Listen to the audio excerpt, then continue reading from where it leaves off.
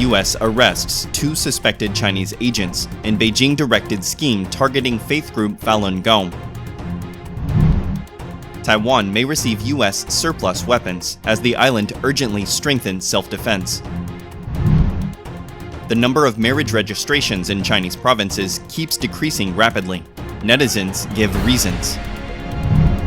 China's homegrown passenger jet completes first commercial flight. Federal prosecutors charged 2 suspected Chinese Communist Party CCP agents with an attempted bribery scheme to help the CCP topple the persecuted faith group Falun Gong. According to the court document, John Chen and Ling Feng were arrested in California on Friday, May 26th, for their alleged involvement in the Chinese regime-directed scheme to strip a Falun Gong-run entity of its tax-exempt status. The 2 face charges of conspiracy, bribery, and money laundering, with 4 counts and might face sentences up to 20 years in prison. John Chen is a U.S. citizen born in China, and Lin Feng is a Chinese national. The move is the first legal action taken by U.S. officials to discourage the CCP from targeting Falun Gong, a peaceful practice emphasizing truthfulness, compassion, and tolerance on U.S. soil. The CCP has severely persecuted the group in China for the past 24 years. Chen and Feng's indictments come a month after the U.S. charged 2 men with setting up a secret police station in New York City on behalf of the CCP. According to the court document, from January to May, Chen and Feng worked under the direction of the Chinese regime, including 1 CCP official, to further Beijing's campaign to repress and harass Falun Gong practitioners. Federal prosecutors accuse that, in their efforts to undermine Falun Gong, Chen and Feng attempted to manipulate the whistleblower program of the Internal Revenue Service, IRS, to revoke the nonprofit tax status of the group. According to the court document, in a whistleblower complaint to the IRS, the information they provided was factually deficient and contains rhetoric similar to the propaganda that the PRC government uses to justify its subjugation and harassment of Falun Gong members.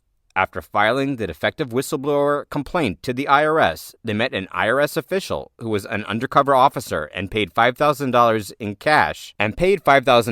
cash bribes to make sure the IRS acted on the complaint.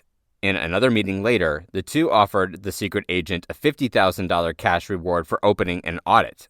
In a wiretapped phone conversation, Chen mentioned that he wanted to fulfill the CCP's goal to topple Falun Gong, saying that the Chinese leadership would provide substantial funding for the payment. U.S. Attorney Damian Williams for the Southern District of New York said, "Efforts to manipulate and use the arms of the U.S. government to carry out the PRC, People's Republic of China, government's autocratic aims are as shocking as they are insidious." Attorney General Merrick B. Garland said, "The Chinese government has yet again attempted and failed to target critics of the PRC, People's Republic of China, here in the United States." He added that the Justice Department will continue to investigate, disrupt, and persecute efforts by the PRC, People's Republic of China government to silence its critics and extend the reaches of its regime onto U.S. soil. FBI Director Christopher Wray said, "The FBI will not tolerate CCP repression, its efforts to threaten, harass, and intimidate people here in the United States. We will continue to confront the Chinese government's efforts to violate our laws and repress the rights and freedoms of people in our country." The persecution of Falun Gong by the CCP. Falun Gong, also called Falun Dafa, is an ancient spiritual practice of meditative exercises and teachings based on truthfulness, compassion, and forbearance. The practice gained popularity with 70 million to 100 million practitioners in China from 1992 to 1999. In 1999, the CCP launched widespread persecution against Falun Gong practitioners across China after the communist regime feared that the practice's immense popularity might threaten the regime's authoritarian control of Chinese society. Since then, millions of innocent Falun Gong practitioners have been unlawfully detained, tortured, and killed for their organs. Taiwan's Institute for National Defense and Security Research Director Ce Tzu-yun said the U.S. could provide surplus weapons and equipment to Taiwan. According to a Taiwan news report on May 27th, the supply of the weapons was made through the Excess Defense Articles program under the Foreign Assistance and Arms Export Control Acts of the U.S. The U.S. may set up a regional contingency stockpile in Taiwan. Commenting on this news, Tzu said that the U.S. military support is a gift, while the stockpiling plan is the U.S. placing arsenals in Taiwan. Su thinks that placing a contingency stockpile indicates that Washington is paying more attention to protecting Taiwan. In a related development, on May 24th, a batch of U.S. Stinger missiles was delivered to Taiwan. This batch of weapons was shipped to Taiwan based on the Presidential Drawdown Authority, providing packages worth $500 million. According to the U.S. State Department, the Presidential Drawdown Authority authorizes the rapid delivery of weapons to countries in response to unforeseen emergencies. Taiwan currently has about 1,800 Stinger missiles. Su said the missile provides low-altitude air defense, is suitable for single operations, and has high mobility. Su added that Stingers could be deployed in strategically important areas such as airfields, radar stations, or near critical facilities to prevent low-altitude enemy attacks. He said Stingers could also be set up near troop drop zones and Hualien, a county on the east coast of Taiwan, to deter enemy helicopter attacks and further strengthen Taiwan's counterattack ability. The U.S. is showing that it is ramping up its support actions to protect Taiwan from the risk of the island being invaded by the Chinese Communist Party regime. Experts believe the CCP will launch a war to invade Taiwan in 2027, the last year of Xi Jinping's third term. On May 22nd, Chinese economist Ren Zheping posted marriage registration figures on Weibo, pointing out that this year's number of marriage registrations in many places in China dropped dramatically compared to last year. Specifically, the number of marriage registrations in Jiangsu decreased by 25.6%, Guangdong by 40.4%, Sichuan by 36%, Guizhou by 53.8%, Hubei by 46.6%, and Hunan has plummeted by 74%. The related topics have attracted netizens' attention.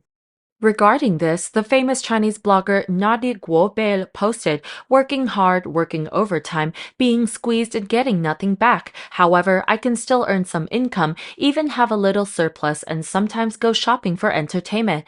No matter how high the unemployment rate is in the future and how complicated the working environment will be, I will survive. But if my money is spent on childbearing, it will be exhausted." Another famous Weibo account, Zhou Hailing, also posted, "I can't get married and have children, let alone raise children. No one knows what the future will be like. It is currently difficult for young people, especially graduated students, to find a job. The employment problem is even harder for middle-aged people. Mortgages, car loans, and various credit cards. To be honest, people feel no sense of security. Not harming others is already good enough."